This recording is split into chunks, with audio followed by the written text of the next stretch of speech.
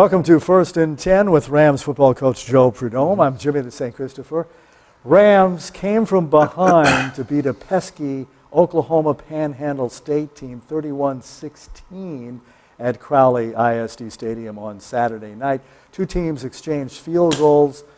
Aggies of OPSU went up 10-6 and then 16-6. And then came a big moment. The Rams blocked a point-after attempt, ran it back 97 yards. It was blocked by Josh Morris. Javari Sanders took it 97 yards to the house for 2 points. That made it 16-8, and then the first half ended. Joe, how much did that take the air out of their balloon and build momentum for you guys in the second half? I don't think you can overstate it. I really don't.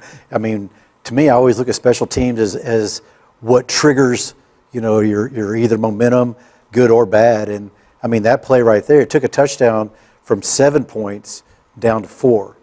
And, from the base of what they missed it, we get the 2-point conversion, things of that nature. We go on a 25-point run and say whatever you want. I thought that was the key play of the game as far as momentum switch. And, that's how I look at it. We started playing better. Defense played well the whole game. They gave up the one big run. There was a pass play. But outside of that, they were lights out all night. Offense, they threw a completely different look at us that we had not prepared for, and it was, dramatically different. So it took us a while to get our footing there. Ernie was having a little stomach issue first half. He ended up, second half he felt a lot better. I thought the O-line blocked well. I thought Carson had a decent night. I thought the receivers had an okay night. It wasn't great outside of Bob. Bob makes that one more Bob catch, and man, that was spectacular, that catch he made on our sideline. It was a one-handed grab, and it was Bob-like. Outside of that, man, it was rough sledding for the receivers. They had a tough time, getting into the routes, getting open, and getting separation. But we did what we needed to do to win the game. The best part of this whole deal, Jimmy, is that our team at halftime, there wasn't a single finger pointing. It was nothing but, we got your back. Defense was telling, we got your back, we'll get you the ball. Offense is, we're going to punch it in, we're going to take care of the ball. And everybody was just on the same page. There was such a common purpose and camaraderie that I haven't seen since I've been here to that level. I've seen it before in the past, and we've been getting better and building at it. But to completely have each other's back and no excuses being made, no finger pointing, just go out and play ball. And we knew we had a tough opponent, and we gave, I wouldn't say we allowed them, but they got the lead, and they're a tough team to play from behind. They're good rushing game. Their defense was settled down. They were good, and I knew they'd be good. Everybody else wanted to talk about what they did last year. It's a completely different script, completely different team. Coach Miller's doing a great job with them. And man, physical, great game plan, executed it well, opportunistic on some breaks they got. One of them I disagreed with a fumble that they called on Bob. You hit the ground, ball bounces up, but mistakes are made. Everybody makes mistakes. But I was proud of our team, the way they came back. Their mindset was really, really strong and positive. And I told them, we're going to have adversity. We'll be defined by how we respond. And the Rams outscored the Aggies 23-0 in that second half. So how much did you have to say to them, or what did you say to them at the halftime, given the fact that they were already talking about the camaraderie? Did you say much? I didn't say a whole lot. What I did basically tell them is, every play now is magnified. When you're down like that and you have to come back, every play takes on even more importance than it normally does in most circumstances. Offense, we get the ball coming out, or defense has to get a stop. We got to get it back. We have to score, and the game is in our control if we go and take care of it. But you can't take anything for granted in those situations. You can't just say, well, we'll have more time. We'll have more possessions, because they were very well coached in what their game plan was and what their intentions were, and told them, we have to turn the tide. We have to get the lead by whatever means necessary, be it a special team score, offensive score, defense is always capable of scoring. And they went out and got it done. I was proud of the effort. Didn't like the first half, but hey, we came out and won the game, and we did it in a way that I would say was fairly convincing by the way we finished. And Ernie Caesar, boy, he had the stomach thing. I wonder what he would have done if he would have been healthy. And Right. with 342 yards total, Ernie had, 231 of that, a couple of touchdowns in that 73-yard Which is a new school record. I was going to say, how does Yeah. that rank in the best running games Yep. that you've seen a Ram do in your 7 years? It's the best one. It's the best one. He now holds the school record and did it on really a half. He had one good run in the first half, but outside of that, he was struggling with his stomach. But he settled down in the second half, and I was really proud of him. He took some shots too. I mean, he took some real shots. And how about the young freshman? How about Vernon? I mean, Vernon was, true freshman coming out there, had 100 yards, gave us a spark. He had the benefit of the adjustments being made in front of him. Ashton Mitchell was running behind, when we hadn't made the adjustments yet. So let's be fair to AMJ. But Vernon is very Ty Williams-like from last 2 years. It's like a young Ty Williams. I mean, the running style, the way they carry their body type, their speed, their change of direction, their vision, they're eerily similar. It's like we got a young Ty Williams back there, and I thought he played well. I thought he responded well to the adversity. I was proud of a young guy stepping in like that.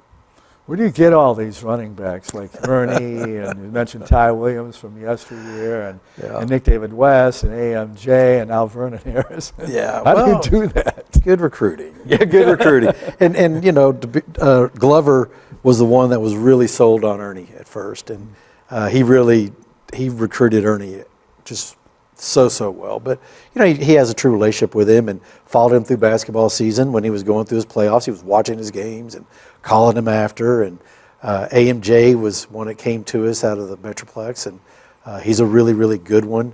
Vernon was a Fran Johnson recruit out of Houston, because Fran and Glover basically split Houston and recruit that area. He felt great about him. I loved Vernon when I met him. Very mature kid, very, very smart. He's a 3.7 coming out of high school. Nick David, we was in that first class with Glover again. And in this offense, you got to have great backs, and you got to have a stable of backs. You can't have one guy carry it. I mean, we've seen how that works, and we try to get about 4 deep. Anybody can go and make a play. Got to be interchangeable. Got to be able to play special teams, and all of them except Ernie, because Ernie's got so many other carries. But got them all. They're basically all 3 Houston guys, and I think it's Lovelady or Melissa is where AMJ's from. He's been great. He's outstanding on special teams. And speaking of the offense, we talked to Carson Rogers after the game, and he said that the Aggies threw a bunch of different things at the Rams on defense. What did they actually do to kind of just really limit Carson? They changed up a lot of what they were doing with their fronts and their coverages. A lot of stuff they have not shown that we didn't work on very much. They brought some really decent blitzes, different looks at things that just hadn't shown. And, it was good that they did that, because it taught us, we always look at different blitzes all the time, no matter what. That's a given. But, we made a decision, and after that game, that we're going to practice against every kind of front that we think is even imaginable, that they're capable of with their personnel. And so yesterday was a really slow practice in that there was a lot of teaching going on, a lot of walking through, and just all the different possibilities of what they could throw at us. So I think we'll be, we always try to learn and improve, and that's what we're doing now, is we're just going to be prepared for more than we think that they can actually run.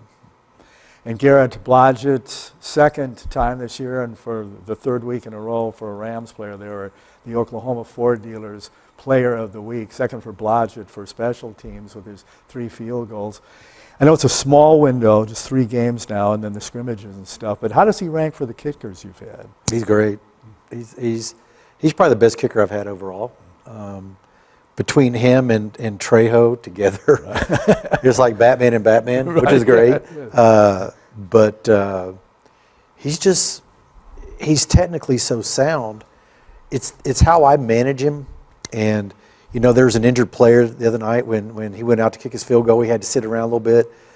I should have pulled everybody off to the side and said, hey, wait. And later on, when we made the decision to run the clock down, if you notice, I don't know if you did, we held him on the sideline, just shooting the bull and talking for a minute and until, hey, time to go. And Garrett really performs and responds to that. when he goes out, gets set, and kicks. You know, when he's having to wait and get out of rhythm, he'll pull it a little bit or he's off a little bit. And Trejo is such a good holder. And he's so experienced, and he's such a veteran presence with Garrett, and just telling him, man, hey, look, just knock it through. Here we're going to do. We're going to work. We're going to do what we do. And he catches that ball. I mean, the spin he puts down, and the battery's been great. The operating, what we call operations, has been great. The snaps have been good. Trejo is so good at setting it just like Garrett wants it. And it's he's just knocking them through. You know, I'm really proud of Garrett. He's got a chance to be best one in Rams history. Yeah, he's got that leg, and he really is impressive. And the defense has been impressive now through 3 games for the Rams. They had 13 sacks, 3 sacks, I should say, 13 TFLs, 2 fumbles forced, a fumble recovered, and an interception. Who stood out on the D for the Rams? Oh, where do you start? There was a lot of great ones. Shali was great again. Kobe was great again. Bott is taking up 2 and 3 guys at a time. Sir Hill had a really good sack. Archie had a great fumble recovery. Dalen Rogers had another pick.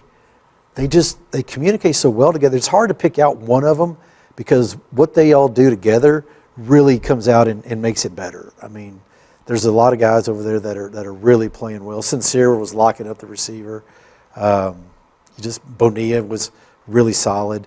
But when you look at the stat sheet, and it's just all kinds of different guys, tackles, all kinds of different TFLs, turnovers being caused by so-and-so. I mean, they play truly great team defense. And that's right now, I mean, they're carrying us. I mean, offense is really good, but the defense can keep us there close. We've always got a chance. The special teams can do their thing and, create some momentum plays and some big plays. I would much rather travel that way than hope the offense scores 48 or 49 for us to have a chance. But the offense and the defense and the special, they complement each other so well, and that's been something I've been really, really pushing for 3 years. That's been our goal, is to be a very complementary football team. We made strides in 21, no doubt. Really good strides last year. But this year it might even be just even a little better. It's kind of like that, great gumbo, when it cooks down and gets down and get to that point that it's getting better. They're getting better chemistry-wise. They know how each other plays better. They feed off each other. So I'm hoping that complementary football will continue the rest of the year. And the Rams 13th in the NAIA latest ranking, still same position as last week. And here come the St. Thomas, Florida Bobcats, who are 1-2, but they're ranked 23rd. The coach will get into it here in a little bit. It's a noon kick, right? Noon yes, sir, time? noon. Because originally they had it I think there's some confusion because one of the original schedules for Texas Wesleyan had an 11 a.m. start, and then they had it for a 12 Eastern start, which would have been 11, but now they reversed it. So it's 12 o'clock our time, 12 o'clock kickoff. And that's what they asked for. I mean, it was for travel purposes. Right, yeah, right. Get back to get up and early. get where they need to be and things of that nature. And, I made the changes on the schedule June 19th. So okay. I don't know where the confusion was, but it can happen. I mean, you get hold of the schedule, you want to keep it. Yep. Great football team. Yeah. Great football team. They're huge. They're physical. They're well coached. They got a great run game. Rondell Farmer was All-American first team last year. He's returning. 4 of the 5 offensive line starters are returning. They're very experienced up front on defense. Huge up front. They got a 360-pound nose guard that plays quite a bit. Very active. 300-pound another nose guard. They got a 6'5" end who is number 56, who's going to really, really cause problems. He's big. He's mobile. He's physical. They got an FIU transfer at corner. Their secondary is elite. Kicking game is very good. I think for us, we have to take away the run if possible. We can't allow big play passes. We have to be able to establish some sort of run, and we got to be able to effectively beat the blitz when they bring it, because they do a good job of blitzing. This year,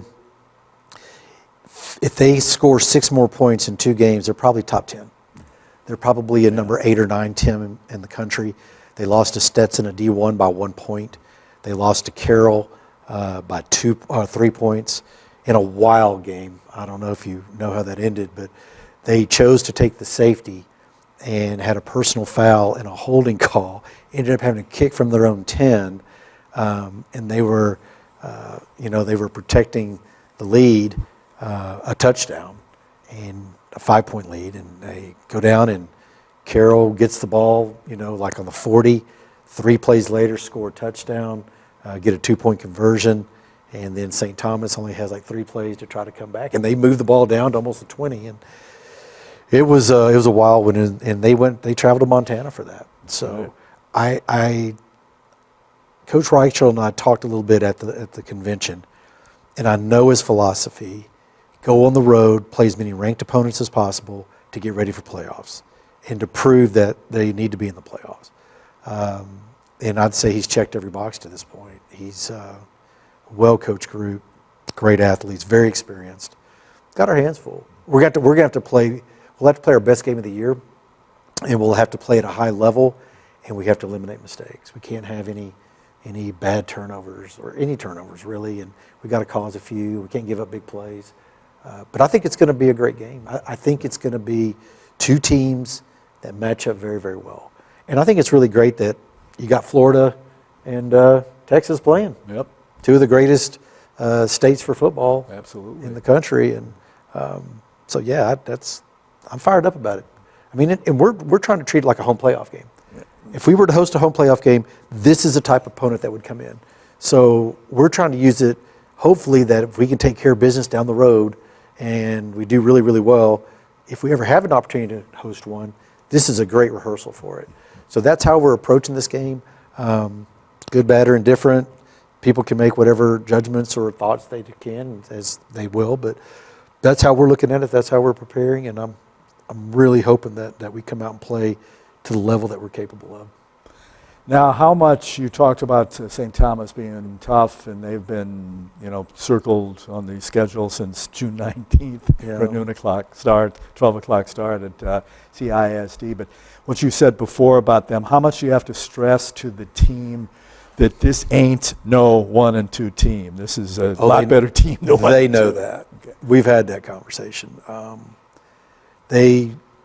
team is really good, for the most part, of not looking ahead. I do all I can to keep them from looking ahead. Good. I will say we were probably a little guilty of it last week. Not a lot. I mean, OPSU had a whole lot to do with what went on. I mean, vast majority of it. But St. Thomas, it's hard not to look, past them or ahead to them or whatever. They were on the schedule. We knew they were on the schedule. We knew they were really a great football team. We knew that it could be a statement game for either one of us. And so our guys they've been kind of chomping at the bit a little bit to get ready for it and to go out and perform well. So that may have happened a little bit, but trust me, they more than got our full attention. I mean, we know we got a really, really great team coming in here Saturday. Is it fair to compare them to any team, we played this year, you wouldn't compare them to North American or maybe Ottawa? Yeah, they're similar to Ottawa in their aggression and the athletic ability, but they're bigger than Ottawa. I think their running back I think their skill players on offense are probably just a little bit better than Ottawa. I think the offensive line for both teams are about the same, but really, really good. But man, Ottawa's defense, we played well. I mean, to beat their blitz and the kind of heat they were bringing and the athletic ability they had, we played a great game to be able to move the ball on them. I think that St. Thomas is very similar with their aggressiveness, how they love to get after the passer, shut down all the run lanes. That's a good comp. That's a really good comp. As far as their special teams, I'd have to give Ottawa the edge. I mean, Ottawa's borderline spectacular in their special teams. I mean, we are too. We're good. So I would say that we may have, if we have an advantage of any kind, it may be there a little bit. That's all I know with Garrett and Trejo and, return game and things of that nature. But I don't know. But Ottawa's the best comparison. And they're fine. And, man, that's a fine football team in Arizona, as well as this one coming out of Florida. Yeah, I'm excited. And I'm sure all Rams fans everywhere are. And buy your cowbells and wear your colors. And you'll state what color you're going to wear, like the day of the game, correct? Yep. I'll just say we're going to wear our business suits. Okay. All right. Good. Good. And not military suits. Like, remember, Was that the Jimmy Johnson team? Jimmy Johnson era. No, nothing like with that. The Irvin and Michael Yeah, Irvin nothing with even Miami. approaching that. But we're going to wear what we feel like we've played our best football in, because I think we need every box checked to help us. And there's no crazy color combinations this week. And last week I'm not a fan of the baby blue. I'll be honest. Yeah, I'm not either. Hard to read The kids love it. A lot of people love it. I just don't think we play as well in it. And I'm just a real superstitious old football coach. But we're going to play in what we think we play the best in. And I had a few others try to make suggestions, and I said that conversation's already closed. So it's already gone, and it's down the road, and a decision's been made. So it's a noon o'clock kickoff. We'll have the 11 o'clock pregame for you on the Antler Sports Network and then ramsports.net. But come on down. It's a big one. St. Thomas, Florida, the Bobcats, they're 23rd in the NAIA, but 1 and 2. But as Coach Joe said, it's going to be a heck of a matchup. And the Rams 3-0, looking to continue that winning streak. Coach, good luck, and thank you. We'll see you on the field on Saturday. Thank you. I appreciate that very much. For Coach Joe Prud'homme and his staff, for James McBride and his staff, for Kenneth Flowers and his staff, I'm Jimmy the St. Christopher. Talk to you next time on First and 10.